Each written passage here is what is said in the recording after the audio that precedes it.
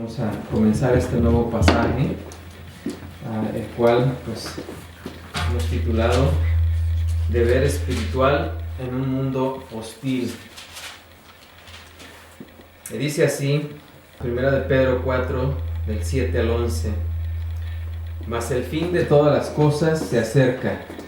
Sed pues sobrios y velad en oración, y ante todo tened entre vosotros ferviente amor, porque el amor cubrirá multitud de pecados. Hospedaos los unos a los otros sin murmuraciones. Cada uno según el don que ha recibido, ministrelo a los otros como buenos administradores de la multiforme gracia de Dios. Si alguno habla, hable conforme a las palabras de Dios. Si alguno ministra, ministre conforme al poder que Dios da, para que en todo sea Dios glorificado por Jesucristo, a quien pertenece la gloria y el imperio por los siglos de los siglos. Amén. Así vamos a pedir al Señor, ¿verdad?, que en estos momentos pues abra nuestro entendimiento. Padre Santo, Señor grande y poderoso, gracias te damos por tu palabra, la cual hemos leído y de la cual nos disponemos, Señor, a estudiar, rogándote, como es costumbre, Señor, que abras nuestra mente, nuestro corazón, que quites todo obstáculo, Señor, todo aquello que obstruya el flujo de tu palabra, Señor, en nuestras vidas, en nuestros corazones y mentes, Señor. Ayúdanos a estar atentos, Señor, con el propósito de ser alimentados y edificados por medio de tu palabra, Señor. Ya que para ello hemos venido en esta tarde, porque queremos conocer tu palabra, queremos, Señor, obedecerla. Gracias te damos, te pedimos esto en el nombre de Cristo Jesús. Amén, Señor, amén. Pueden ocupar sus lugares. Así que hoy comenzamos este nuevo pasaje en el cual pues hemos estado observando lo que Pedro escribió a aquellos creyentes en aquel tiempo que estaban siendo perseguidos, que estaban siendo falsamente acusados. Y en medio de toda esa persecución y falsedad, pues Pedro los instruye para que aún así no dejen de hacer lo que es justo. Y no se conformen a las ideas o a las cosas del mundo, sino que más bien tengan a Jesucristo como ejemplo a seguir, que aún en medio de las tribulaciones, aún en medio del sufrimiento, aún en medio de haber sido injustamente acusado e injustamente pues asesinado, ¿verdad?, muerto en la cruz, Jesús no abrió su boca para defenderse, simplemente puso su confianza en aquel que tiene todo el poder, ¿verdad? Así es de que ese es el ejemplo que el apóstol Pedro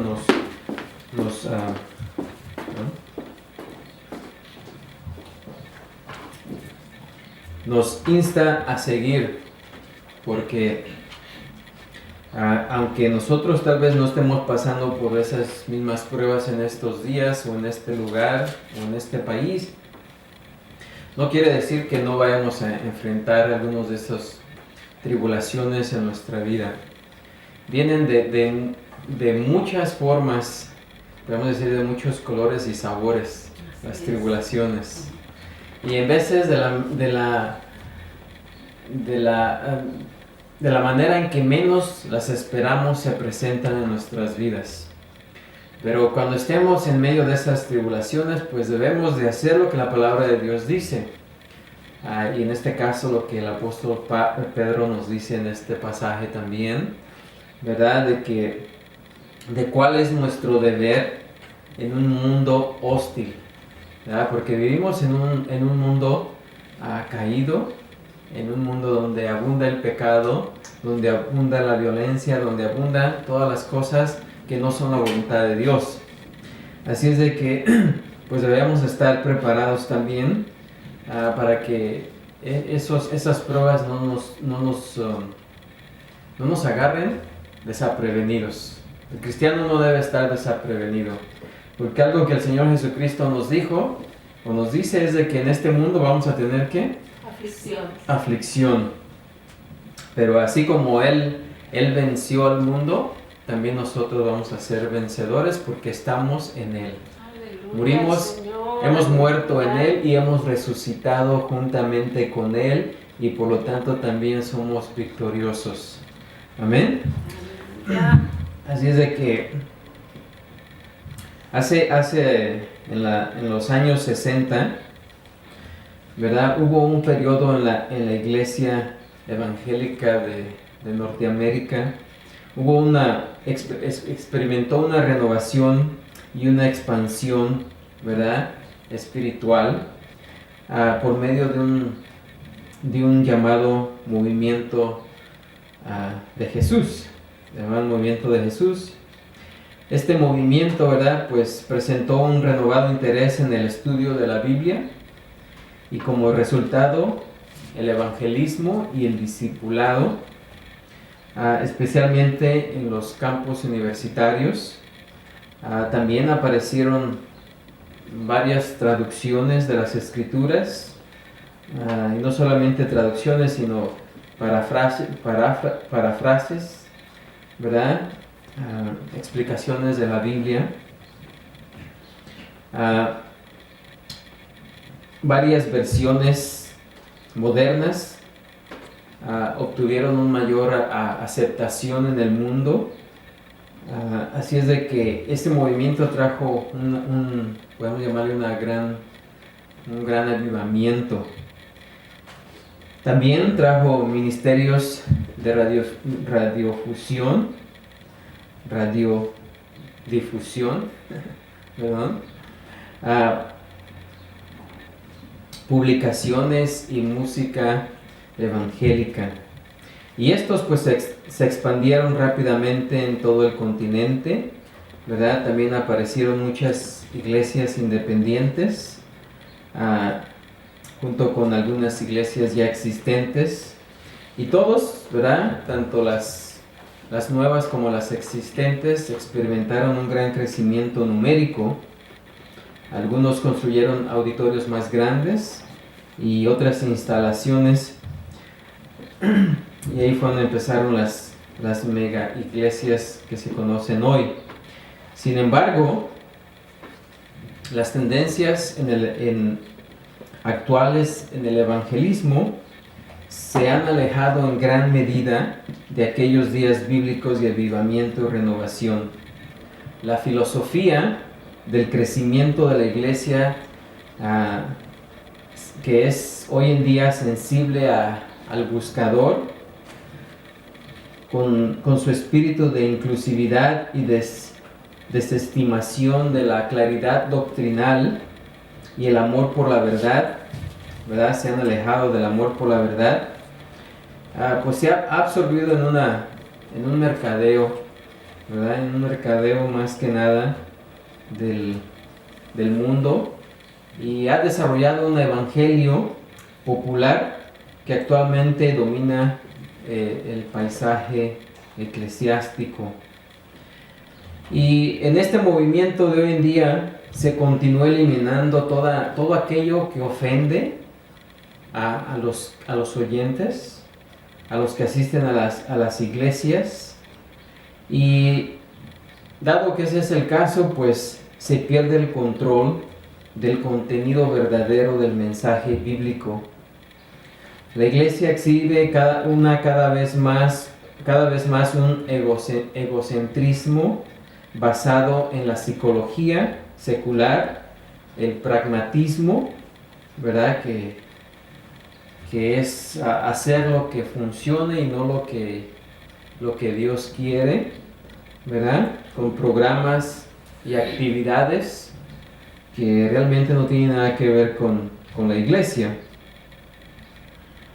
Y hay muchos expertos, entre comillas, que realmente no son creyentes, pero se llaman expertos bíblicos o expertos en la iglesia. Y todo esto ha estado sucediendo porque pues la gente se ha apartado de la verdad de Dios, de la palabra de Dios. Hoy en día la búsqueda de la aceptación social y cultural es una amenaza mucho más sutil para la salud espiritual de la iglesia que el liberalismo teológico, porque el liberalismo teológico pues está claramente definido y es fácil de reconocer, pero el evangelismo mundano pretende juntarse a la verdad y pues silenciosamente empieza a socavar la verdad, porque ofrece una experiencia musical, emocional, sentimental, que atiende a las necesidades y autodefinidas y emplea técnicas prácticas de resolución de problemas, y esto a menudo derivadas de encuestas de mercado, en lugar de buscar respuestas bíblicas con respecto a la ley, el pecado y al perdón y la rectitud. Así que la iglesia contemporánea de hoy día necesita urgentemente un avivamiento espiritual. Y eso pues solamente va a ocurrir cuando los creyentes, como nosotros creyentes, ¿verdad?, vayamos más allá de los deseos personales. La gente se ha afanado por sus necesidades solamente y se ha olvidado de las demás necesidades. Así que este avivamiento va a ocurrir cuando vayamos más allá de nuestros deseos personales, ¿verdad? Y empecemos a vivir de la manera en que las Escrituras describen, ¿verdad?, que debemos vivir. Cuando lo hagamos, la iglesia crecerá más, será una multitud mucho más grande, se volverá espiritualmente más poderosa ante este mundo que cada día es más hostil, ¿verdad? Así que con ese fin, con ese propósito, el apóstol Pedro en este pasaje nos instruye a los cristianos sobre 3 aspectos básicos de nuestro deber. 3 aspectos básicos que debemos emplear, que debemos de hacer como nuestro deber en este mundo hostil, ¿verdad? Uno de ellos tenemos que conocer el incentivo a nuestro deber espiritual. Casi nadie hace algo sin un incentivo, ¿verdad? Y el Señor nos ha dado varios incentivos. Vamos a mencionar uno de ellos aquí. También debemos de conocer las instrucciones para nuestro deber. Debemos de saber qué es lo que Dios requiere que hagamos. No podemos ser obedientes si no sabemos qué es lo que Dios requiere de nosotros, y para saber eso pues debemos de estudiar su palabra. Y también debemos de conocer la intención de nuestro deber. ¿Con qué intención hacemos lo que hacemos? ¿Con qué intención debemos de llevar a cabo nuestros deberes espirituales? Y esta tarde vamos a comenzar con la primera parte, que es el incentivo a nuestro deber espiritual. ¿Cuál debe ser ese incentivo para que hagamos lo que tenemos que hacer? ¿Sí? Y aquí el apóstol Pedro pues nos dice cuál es ese incentivo. Dice el versículo 4.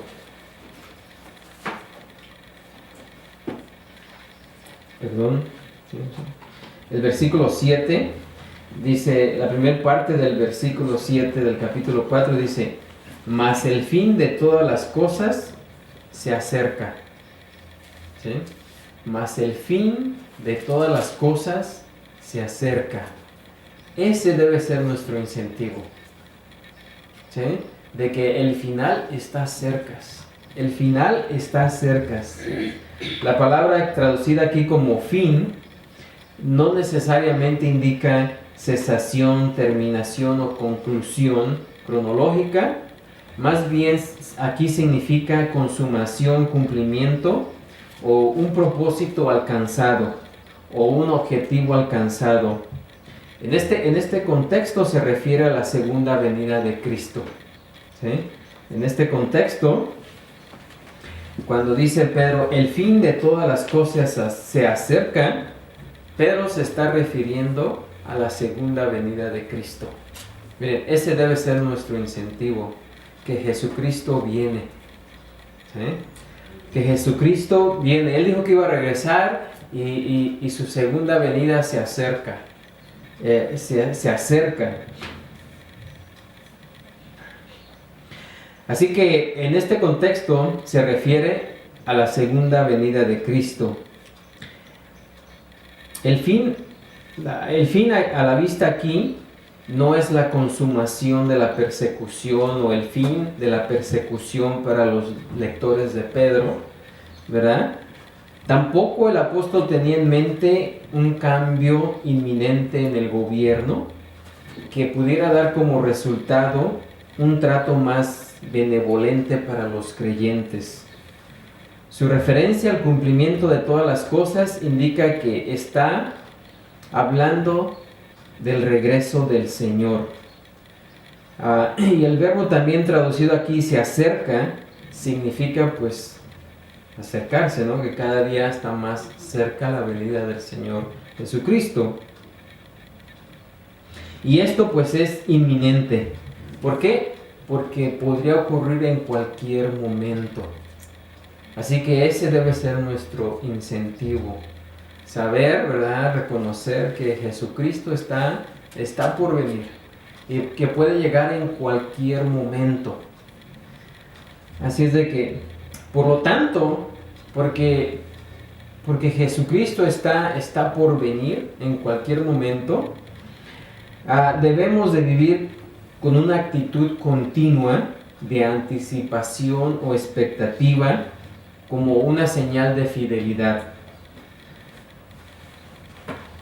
Que Pedro, ¿verdad?, vivió con un sentido de esta inminencia, se muestra cómo anteriormente en esta epístola alentó a sus lectores a que estuvieran protegidos por el poder de Dios, ¿verdad? Y en 1 de Pedro 1, 5 y 7 dice, para alcanzar la salvación que está preparada para ser manifestada en el tiempo postrero. El tiempo postrero también es la venida del Señor Jesucristo, ¿verdad? Cuando sea manifestado Jesucristo. Así que como creyentes debemos estar ansiosos, esperando la venida del Señor Jesucristo, lo cual pues nos va a motivar a vivir una vida cada día más santa, ¿verdad? Gloria a Dios.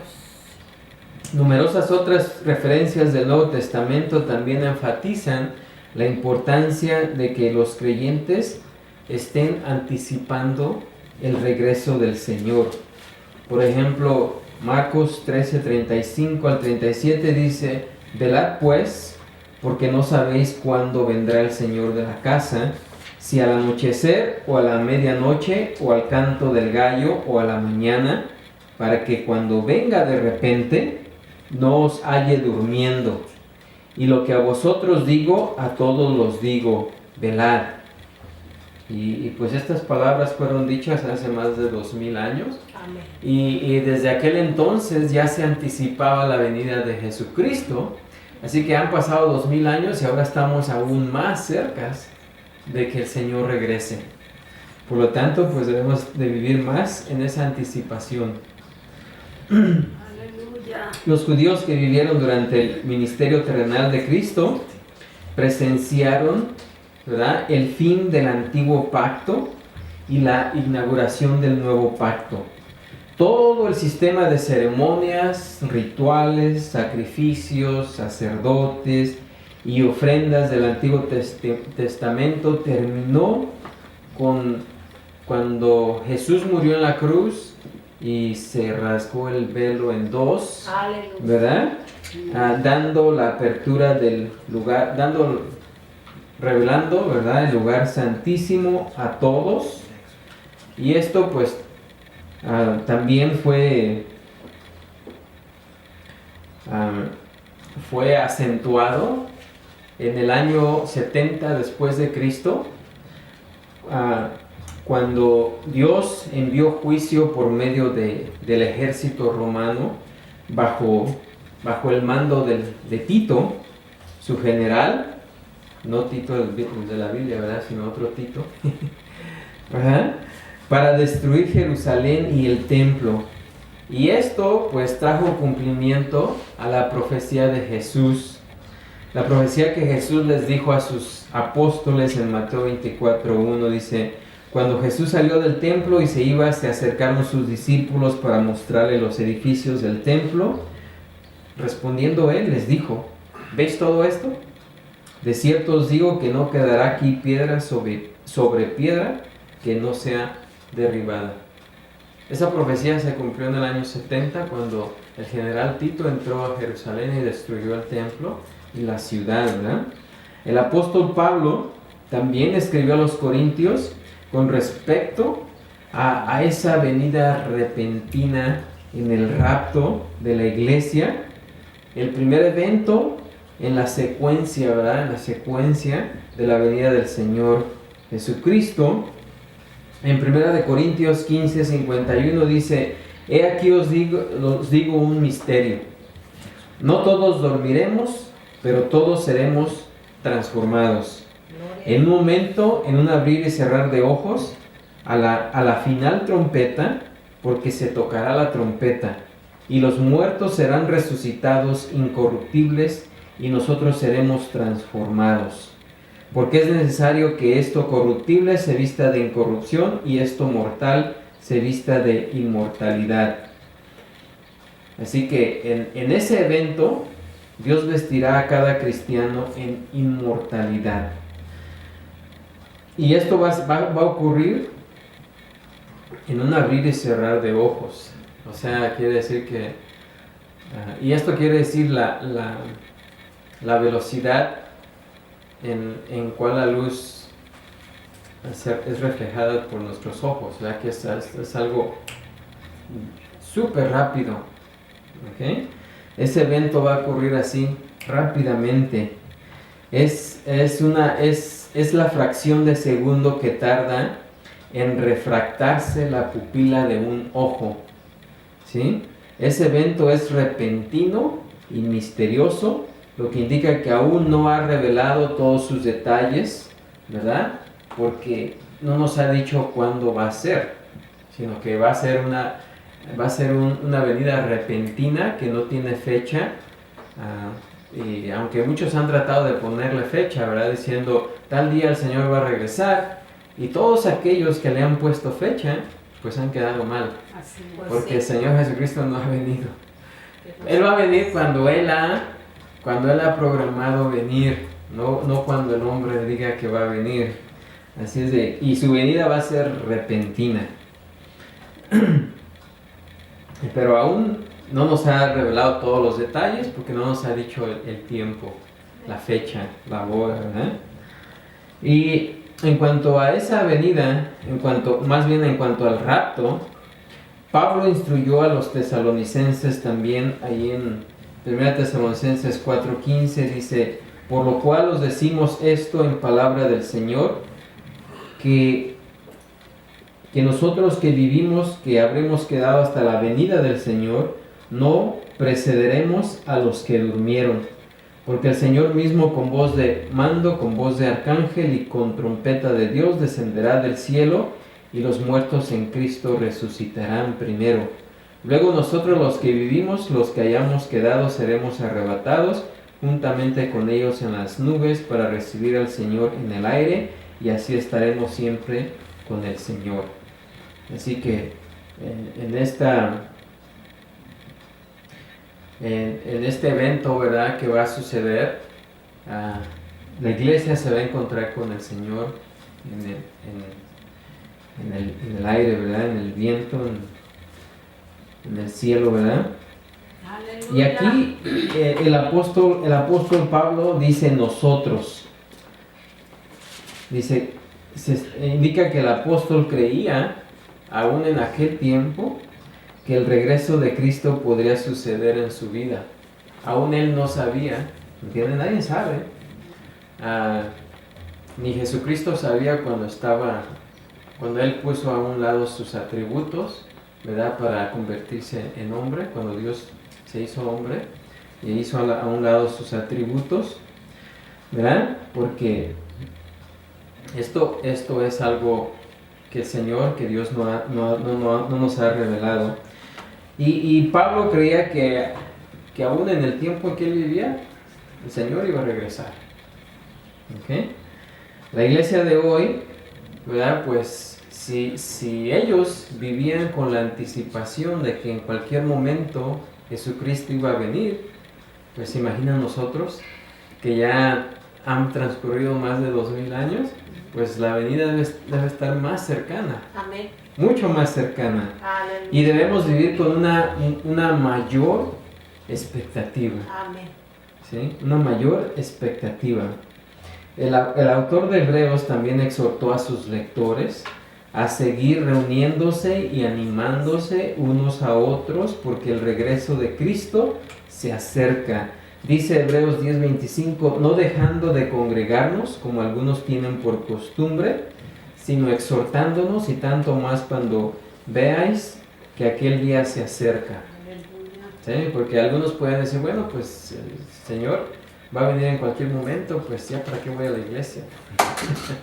Ya para qué hago esto. Y eso ha sucedido con algunas personas que le han puesto fecha a la venida del Señor Jesucristo. De repente empiezan a vivir una vida pasiva porque ya no les interesa nada porque el Señor ya viene, ¿sí? Pero esas no fueron las indicaciones del Señor, ¿verdad? Sino que estuviésemos trabajando, haciendo lo que debemos de hacer continuamente, pero sin perder la expectativa de que el Señor Jesucristo puede regresar en cualquier instante. Gloria a Dios.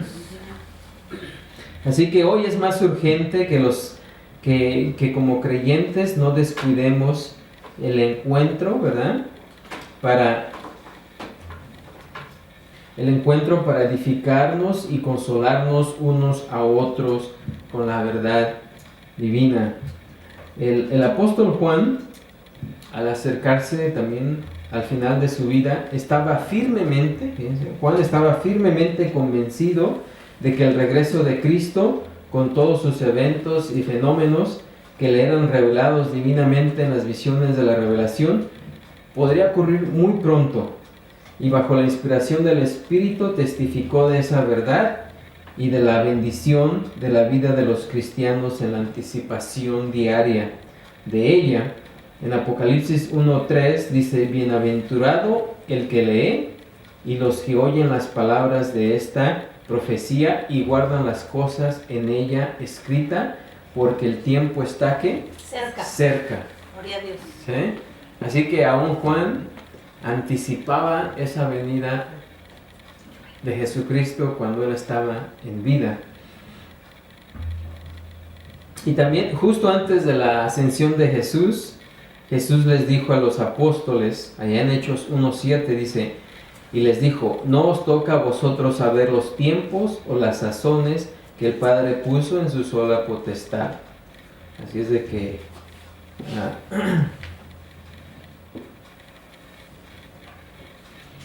aunque Dios quiere que como creyentes nos concentremos en la esperanza de su regreso, del regreso de Cristo, Él ha elegido no revelar ese tiempo exacto.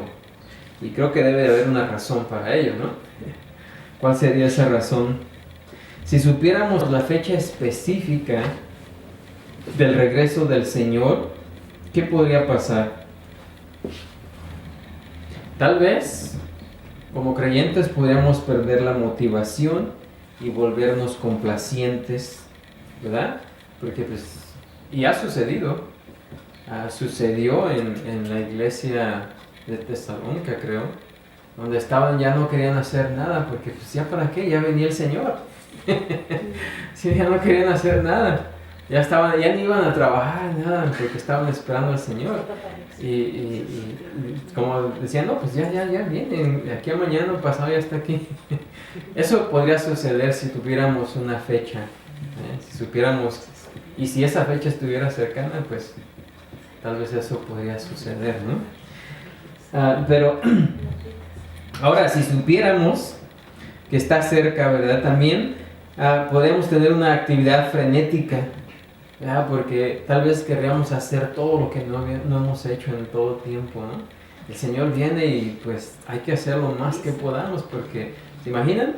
Es como cuando andamos corriendo porque se nos hace tarde para ir a trabajar o hacer alguna actividad, o que tenemos muchas cosas que hacer, las queremos hacer en un determinado tiempo muy corto, pues tal vez tenemos una actividad frenética porque el Señor ya viene y pues hay que hacer. O sea, podría suceder los dos extremos, o ponernos muy pasivos o ponernos muy frenéticos, ¿no? Así es de que por esa razón Dios no nos ha dado fecha. Así que Él en cualquier momento viene, pero no sabemos cuándo. Y esto pues al no saber nos ayuda a no irnos a los extremos, a no dejar de hacer nada y vivir pasivamente, o a convertirnos en hacer actividades a lo loco, ¿verdad? Porque ya viene. Aleluya, gloria a su nombre. Así que esto pues permite que la iglesia, que nosotros como creyentes podamos vivir una expectativa bíblica equilibrada, ¿sí? Sin alocarnos ni estar muy pasivos. Ahora, viviendo con la comprensión de que la primera característica del regreso del Señor, que es el rapto de la iglesia, está cerca, nos da energía como creyentes para una vida santa, o debe darnos energía para vivir una vida santa. Juan escribió en 1 de Juan 3, 1 al 2, dice: mirad cuál amor nos ha dado el Padre para que seamos llamados hijos de Dios. Por esto el mundo no nos conoce, porque no le conoció a Él. Amados, ahora somos hijos de Dios y aún no se ha manifestado lo que hemos de ser, pero sabemos que cuando Él se manifieste, seremos semejantes a Él, porque le veremos tal como Él es. Ahora, imaginan ver al Señor tal y como Él es, debe ser una motivación Gloria a Cristo, para anhelar su regreso. También debemos darnos cuenta de que cuando regrese vendrá a juzgar a los impíos. Y esto pues nos debe de incitar a la evangelización, ¿verdad? Como lo indicó Pablo en 2 de Corintios 5:11, dice: conociendo pues el temor del Señor, persuadimos a los hombres, pero a Dios le es manifiesto lo que somos, y espero que también lo sea a vuestras conciencias. O sea, ese incentivo nos debe también de incentivar, porque sabemos que cuando Él venga también va a traer el juicio a los impíos. Así es de que debe de incitarnos, debe de apurarnos al evangelismo, ¿verdad? Así es que amamos a nuestro prójimo como a nosotros mismos y no queremos que también ellos se pierdan, ¿verdad? Así que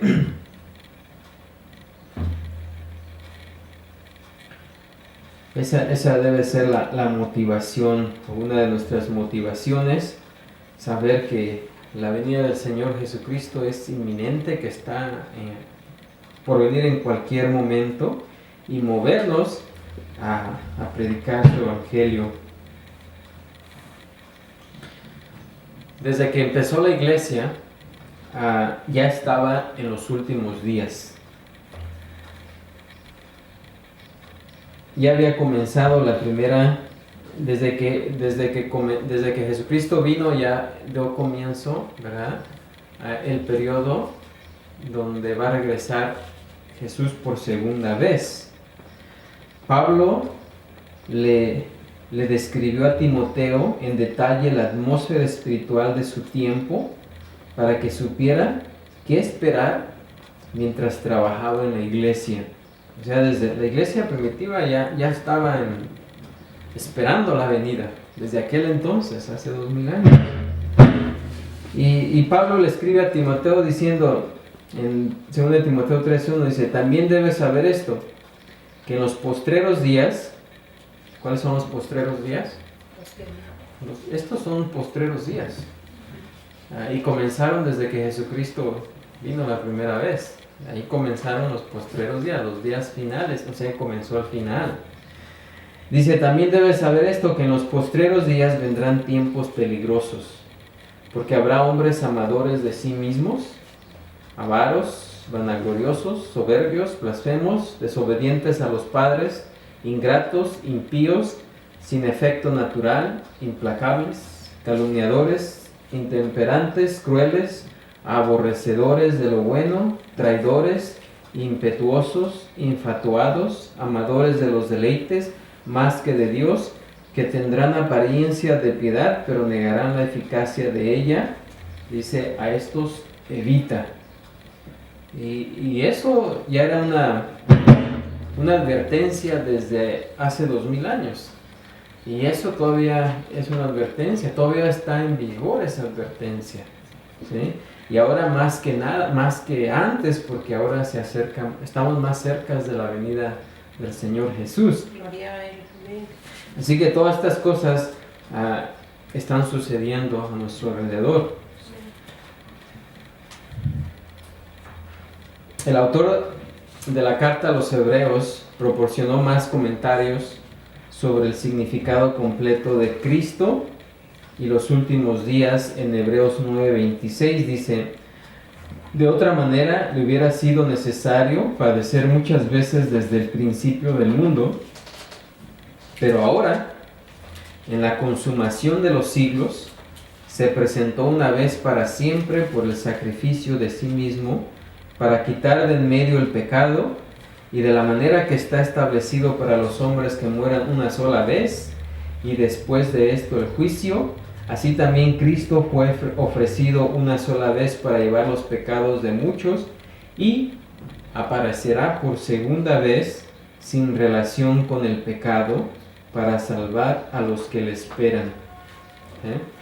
Así es de que esta advertencia, ¿verdad?, de la venida del Señor Jesucristo se encuentra en varios pasajes en el Nuevo Testamento. Y lo que aquí nos dice Hebreos es que en la primera venida del Señor proporcionó la salvación.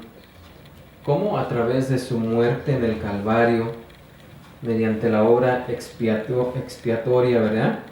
Dios redimió a los creyentes del reino de las tinieblas, pero no nuestros pecados, y nos colocó en el reino de su Hijo.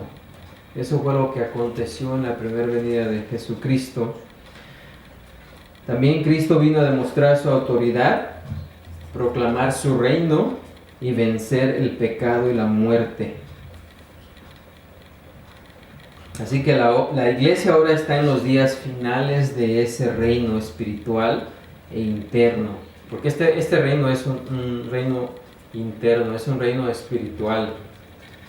En el tiempo de Jesús, aún sus apóstoles pensaban que Jesús iba a establecer su reino en aquel entonces. Un reino físico, ¿verdad? Pero no, él vino primero a establecer un reino espiritual interior en la vida de los creyentes. Así que el regreso y el juicio culminarán en el establecimiento de su reino terrenal de 1000 años. Cuando Él venga por segunda vez, ¿verdad?, y lleve a cabo su juicio, entonces va a establecer ese reino terrenal de 1000 años que prometió a su pueblo Israel. Antes de que los cielos nuevos y eternos y la nueva tierra, donde los justos van a morar para siempre, antes de que eso suceda, pues Él va a establecer un reino terrenal por 1000 años. Otros textos del Nuevo Testamento apoyan la exhortación de Pedro aquí de que los creyentes deben vivir vidas santas porque esperan el regreso inminente de Jesucristo. Uno de esos versículos es 1 Corintios 1:7, dice: de tal manera que nada os falte en ningún don, esperando la manifestación de nuestro Señor Jesucristo. O sea, llevando a cabo el don que Dios nos ha dado, ¿verdad? Y trabajando de tal manera que nada os falte en ningún don. ¿Sí? Porque Jesucristo ha dado dones a su iglesia para el servicio. Así que cada uno de nosotros debemos estar llevando a cabo ese don, trabajando ese don, esperando la manifestación de nuestro Señor Jesucristo.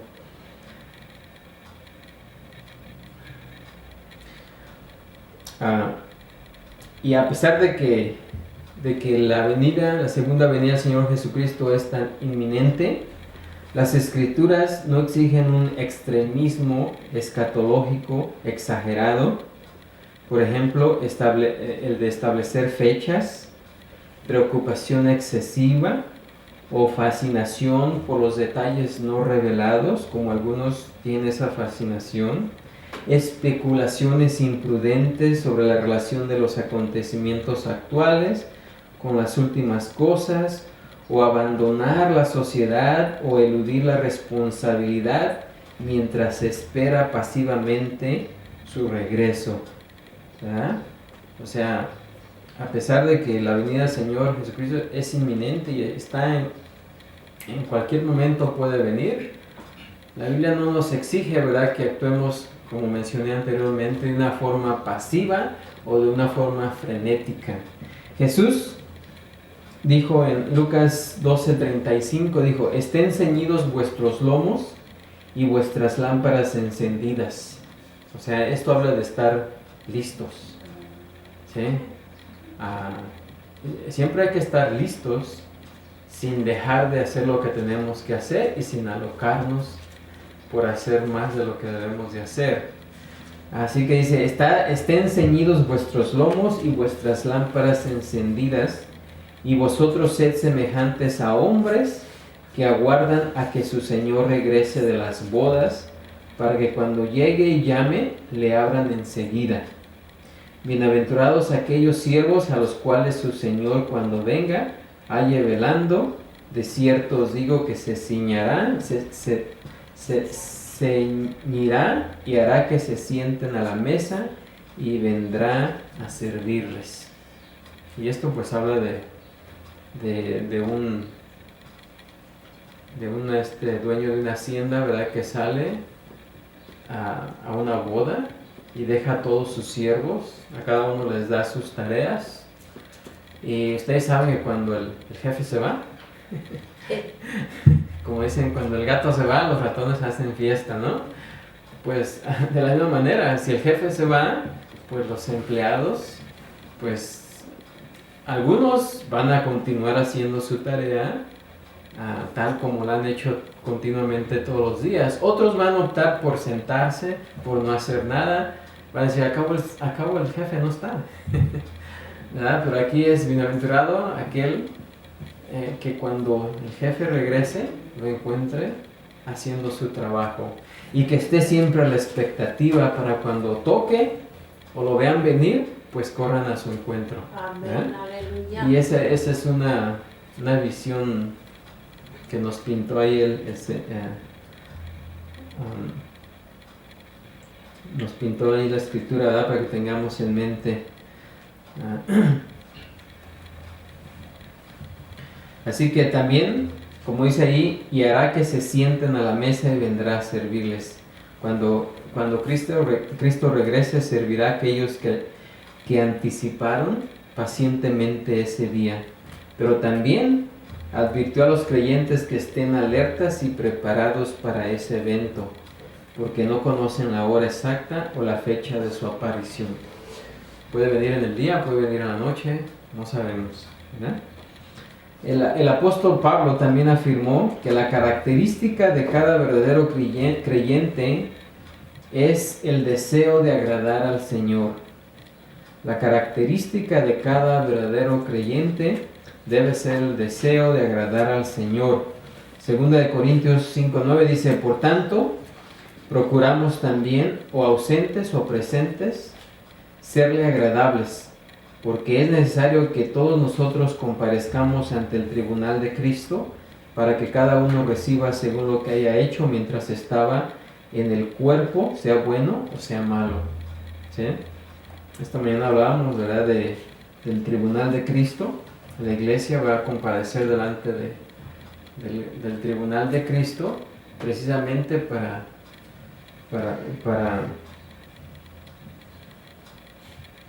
recibir, ¿verdad?, galardones conforme a sus obras. Y todo aquello que hicimos que no contó para nada, pues va a ser quemado, ¿verdad? No va a ser tomado en cuenta.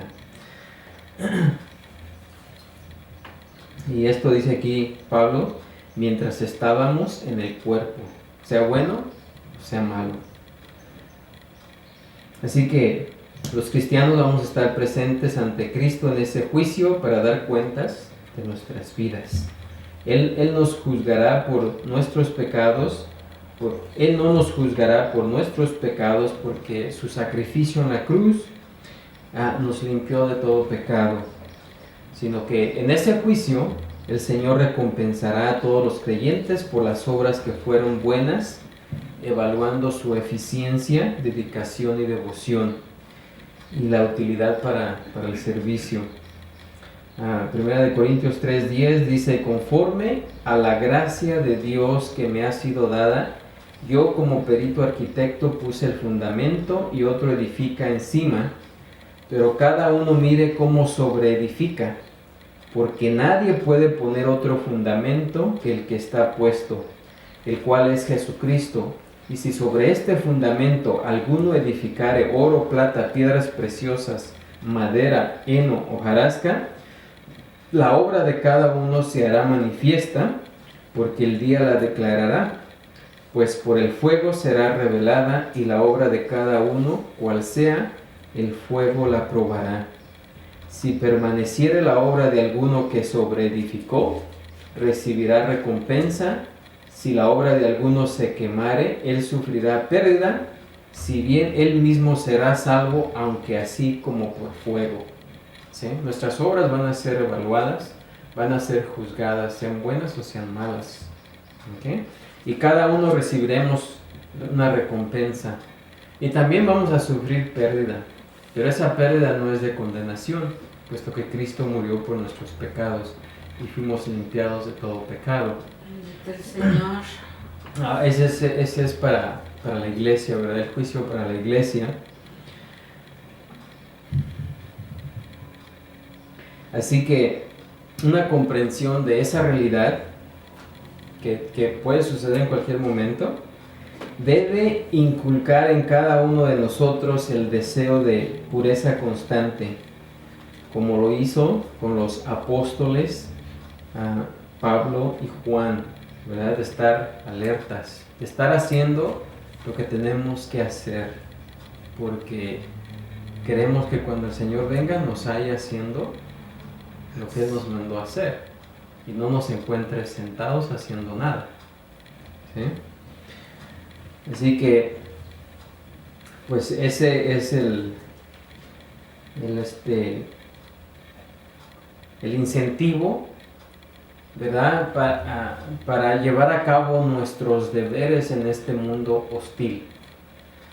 Es cierto que van a venir tribulaciones, es cierto que van a venir pruebas, pero a pesar de esas pruebas necesitamos vivir con esa anticipación de que el Señor Jesucristo puede venir en cualquier momento. Y porque es así, debemos estar trabajando constantemente en la obra del Señor. ¿Sí? Y ese es nuestro incentivo para llevar a cabo nuestro deber.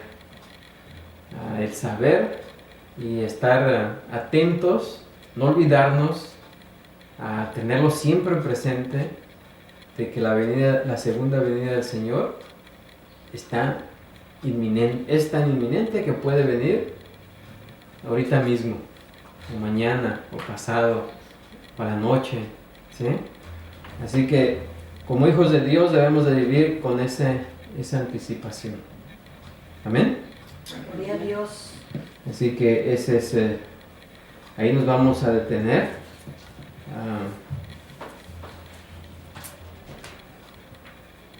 Después vamos a ver los demás características, ¿verdad?, de nuestro deber, de cómo vivir, cómo vivir, ¿verdad?, cómo llevar a cabo nuestros deberes en este mundo hostil. Amén. Así es de que vamos a ponernos de pie y vamos a ser despedidos en esta tarde.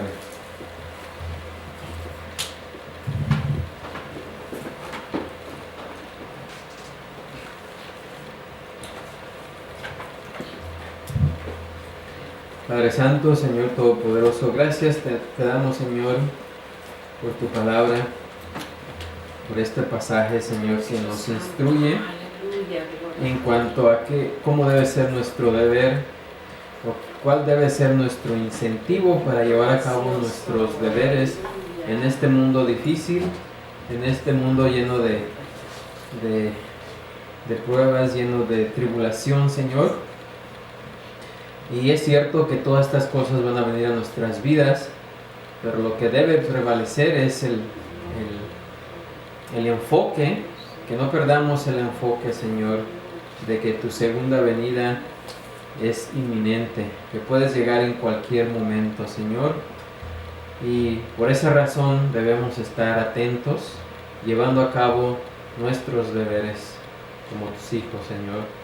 Ayúdanos, Señor, a no olvidarnos, ayúdanos a estar siempre recordando este evento, ayúdanos a tenerlo presente enfrente de nuestras mentes, Señor, para hacer el trabajo que tú nos has encomendado. También te pedimos que nos despidas de este lugar, nos lleves a nuestros hogares con todo bien, que también recordemos siempre que tú estás ahí siempre, observando y viendo lo que hacemos, Señor. Siempre estás con nosotros. Que vivimos delante de tu presencia, no solamente cuando estamos en este lugar, sino en cualquier lugar que estemos siempre delante de tu presencia. Y pues eso pues es un gran confort de saber que tú estás ahí, Señor. Gracias te damos y te pedimos que nos despidas de este lugar, dándote las gracias en el nombre de Cristo Jesús. Amén, Señor. Amén.